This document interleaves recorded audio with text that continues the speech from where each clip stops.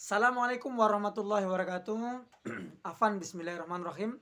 Saya baru selesai dari kegiatan istirahat, ingin mencoba menjawab pertanyaan dari teman-teman di TikTok. Pertanyaannya begini, Ustadz, mohon maaf yang kemarin saya ada video judulnya Membuka Pintu Langit dan Membuka Pintu Rezeki. Cara mudah membuka pintu rezeki. Pertanyaan begini, Ustadz, bagaimana kalau bapak ibu saya sudah meninggal? Apa yang harus saya lakukan? Berbuat baiknya seperti apa? Apa nih yang satu? Dalil nih ya. Coba perhatikan teman-teman. Kata Rasulullah, ketika ibunya meninggal, penggantinya adalah ammah, bibi. Segala kegiatan kita kepada ibu kita gantikan kepada bibi, walaupun berbuat baik tetap pada budinya, kakaknya bibi. Paham? Yang kedua, kalau bapaknya meninggal, gantikan kepada paman, adiknya bapak, walaupun tidak mengurangi perbuatan baik sama Pak D, ya, kakaknya bapak juga. Yang kedua, setelah kedua orang tua kita meninggal, apa yang kebiasaan orang tua kita kerjakan semasa hidup, jangan dihilangkan, teruskan.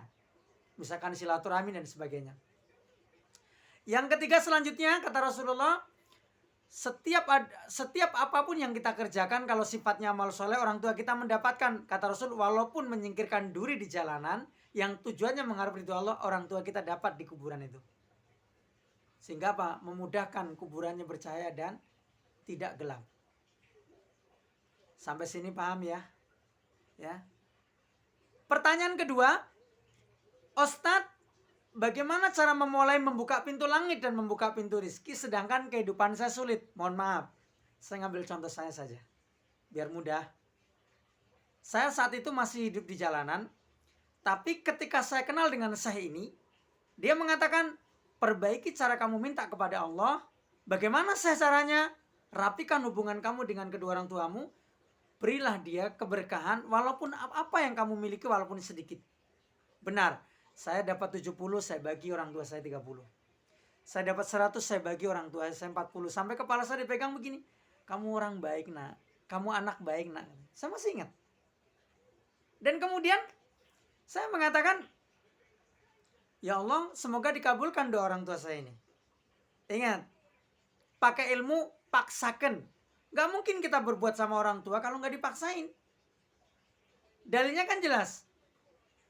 Alladzina yunfikuna fis sarra'i wadh-dharra, berinfaklah kamu di waktu lapang juga di waktu sempit. Mohon maaf, walaupun sedikit. Bu, ini walaupun sedikit diterima, kita ikhlas. Ibu kita nanti paling berkata begitu, nggak usah, ini buat kamu, kamu lagi susah. Enggak bu, tolong walaupun sedikit, terima bu. Kalau nggak diterima kami sedih, diterima. Kita pulang nanti bu kita paling bilang begini, ya Allah itu anak lagi susah tapi tetap peduli sama ibunya. Ya Allah bukakan pintu langit dan bukakan pintu rezekimu ya Allah. Nanti hidup antum akan berbeda. Saya ngalamin kok, gitu loh.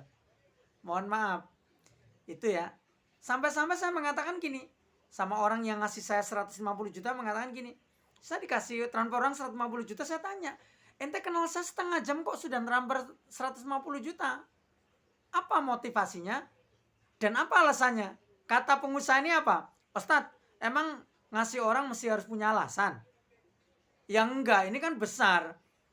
Kata pengusaha itu buat saya enggak besar, orang omset saya miliaran. Tapi gini aja Ustadz, kata dia. Saya mau nanya, apa perbuatan apa yang membuat hati saya terketuk untuk transfer utang 150 juta? Saya menjawab, saya berusaha bakti kepada kedua orang tua saya mengurusi kedua orang tua saya baik dari istri, baik mengurusi kedua orang tua saya dari pihak saya.